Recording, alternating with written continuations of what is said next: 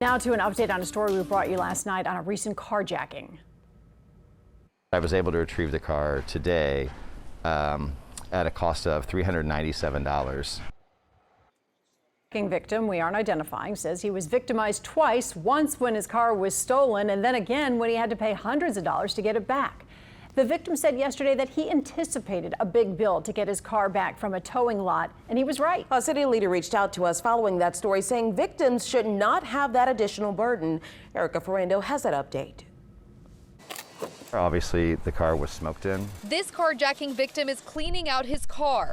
There's random stuff inside that does not belong to me. Watch, a belt. After getting it back just a week after it was stolen in the Marigny. They chased me down, they fired a shot at me.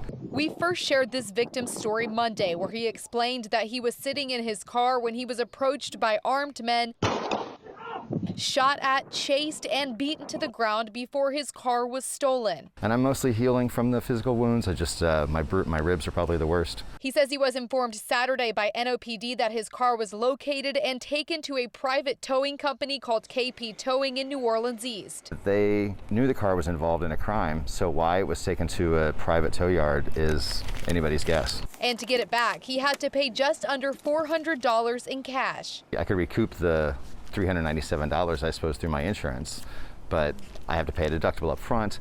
Seems like a lot of money going out for a crime victim. Your story was brought to my attention by a victim's rights attorney who actually helped with legislation around this very issue. New Orleans City Council at-large member Helena Moreno worked on legislation in 2017 that amended the Victims' Bill of Rights to ensure this didn't happen. The state legislation says that if you have property stolen or it's used as evidence, once it is no longer necessary, it is supposed to be returned back to you at no cost. She's alerted the city attorney to investigate why this victim's car was taken to a private towing company with the cost put on him. I also think that potentially it could be a legal violation of the Victims' Bill of Rights. Meanwhile, New Orleans police have arrested two suspects in this case, a 17-year-old juvenile male and 18-year-old Quentin Skipper, who already has a lengthy rap sheet involving carjackings and armed robberies. So there's 17-year-olds out on the street,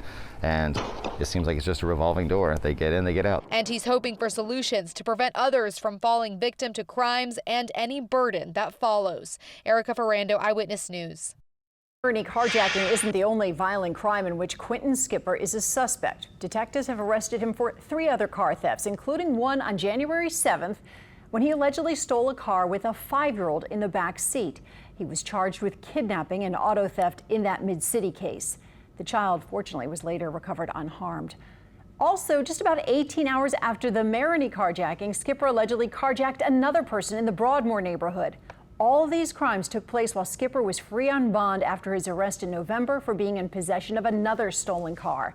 His bail in that case was set at $1,000. His current bail on the kidnapping and 3 other car robbery charges, those carjackings, stands at $610,000.